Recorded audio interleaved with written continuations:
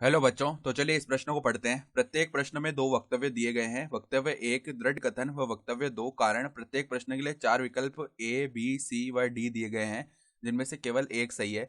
माना ए, बी, सी चर हैं। वक्तव्य एक कह रहा है यदि 3a + 2b + 4c = 0 हो तो ax + by + c = 0 द्वारा दी गई रेखाएं स्थिर बिंदु 3, 2 से होकर जाती हैं। वक्तव्य दो कह रहा है समीकरण ax + by + c = 0 एक स्थिर बिंदु से जाने वाली रेखा निरूपित करेगा यदि a, b तथा c में रैखिक संबंध हो। और यहाँ पर ये चार विकल्प दिए हुए हैं। ठीक है, तो प्रश्न में आगे बढ़ने से पहले इस प्रश्न से संबंधित जो मुख्य अवधारणा है ना, उसकी हम चर्चा कर लेते हैं। तो देखो मुख्य अवधारणा क्या हो जाएगी।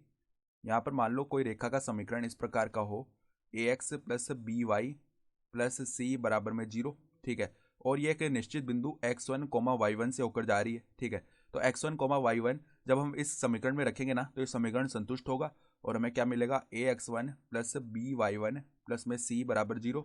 और ये क्या आ रहा है, एक रैखिक संबंध आ रहा है abc में।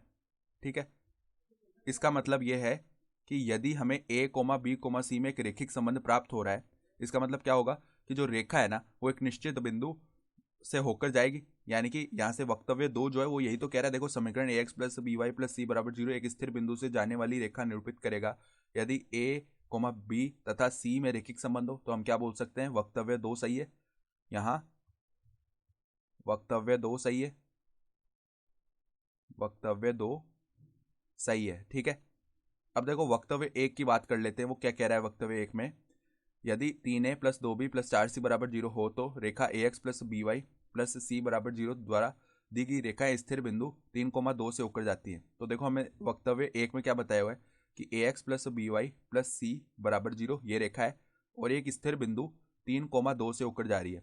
तो यहाँ पर जब 3, 2 इसके समीकरण में रखेंगे तो संतुष्ट होगा ना, तो 3a + 2b + c = 0 आना चाहिए। ठीक है, लेकिन हमें देखो यहाँ पर क्या समीकरण दिया हुआ है, क्या संबंध है, रैखिक संबंध।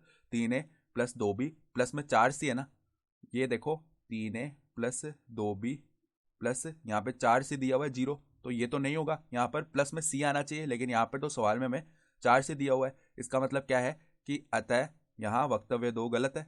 वक्तव्य वक्तव्य दो नहीं, वक्तव्य एक। ठीक है, यहाँ वक्तव्य एक असत्य है। ठीक है,